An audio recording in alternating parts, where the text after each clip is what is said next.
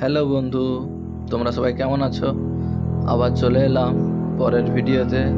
এখানে কালার হবে, আজকে সেটা কালার হবে কিছুটা। তো তোমরা একটু দেখে নাও।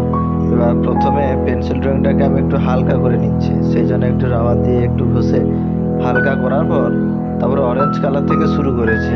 প্রথমে অরেঞ্জ হবে, ডার্ক এরিয়াগুলো বেশি ডার্ক করে দেব এবং ব্রাইট এগুলো ব্রাইট থাকবেই।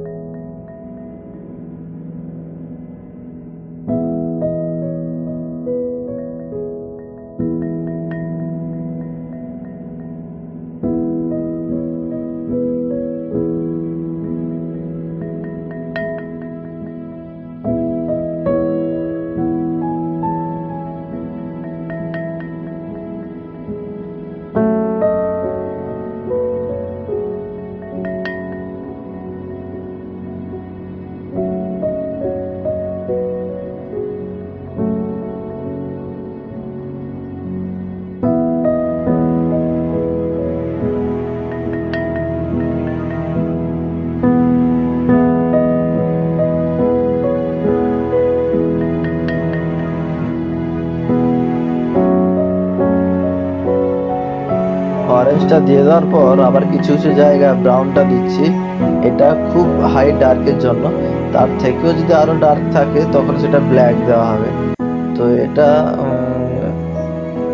অরেঞ্জের পর কিছু কিছু জায়গায় একটু ব্রাউন, এবং এখানে ব্লুর একটু এফেক্ট আছে, সেই কারণে এখানে আমি কোবাল্ট ব্লুটা ইউজ করছি। দিয়ে হোয়াইট দিয়ে একটু ব্লেন্ড করে নেব।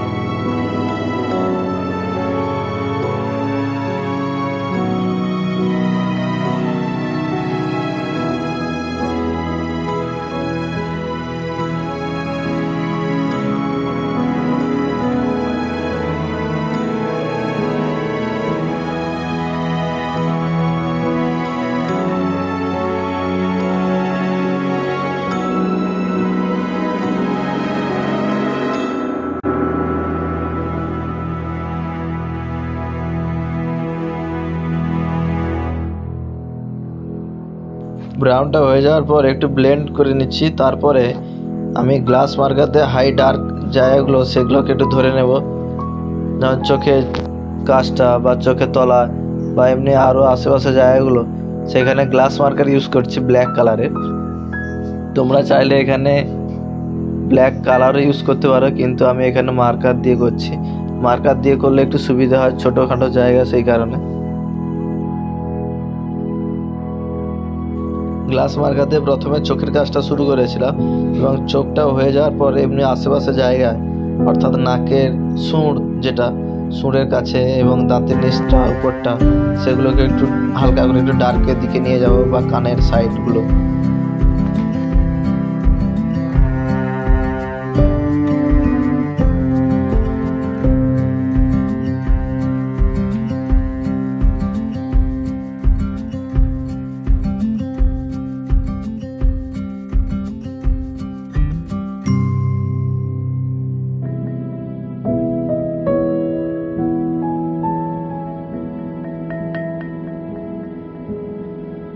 এখানে চোখের কিছুটা লাইট বাড়ানোর জন্য আমি এখানে অ্যাক্রিলিক কালার ইউজ করছি, এবং তোমরা চাইলে এখানে ফেব্রিক অথবা পোস্টার কালার ইউজ করতে পারো ক্যামেলে।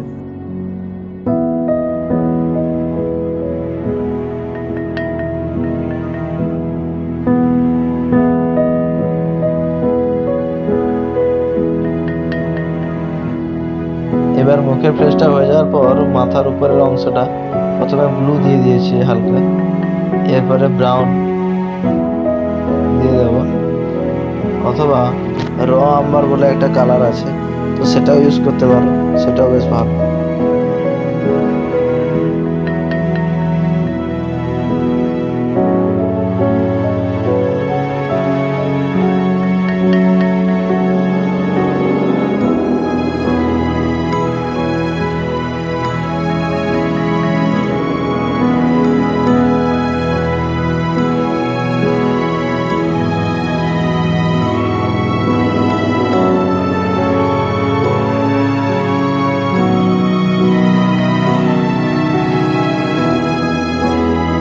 এখানেও একই রকম ভাবে গ্লাস মার্কার দিয়ে বেশি জায়গা যেগুলো ডার্ক আছে সেই বেশি জায়গাগুলো একটু দিয়ে দেবো।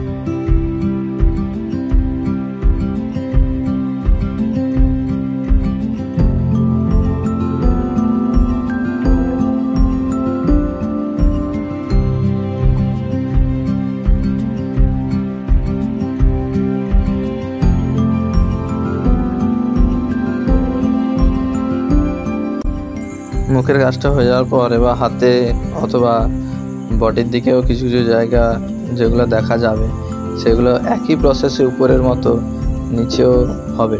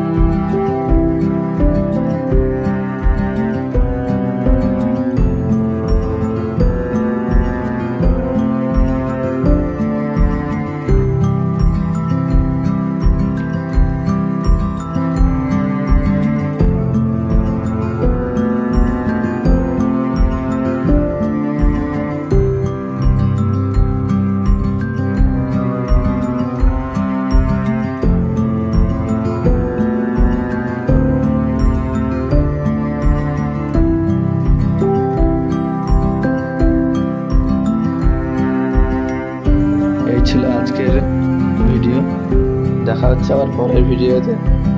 যদি ভিডিওটি ভালো লেগে থাকে তাহলে প্লিজ একটি লাইক এবং সাবস্ক্রাইব করে দিন যদি আমার চ্যানেলে নতুন হয়ে থাকো। দেখা হচ্ছে পরের ভিডিওতে।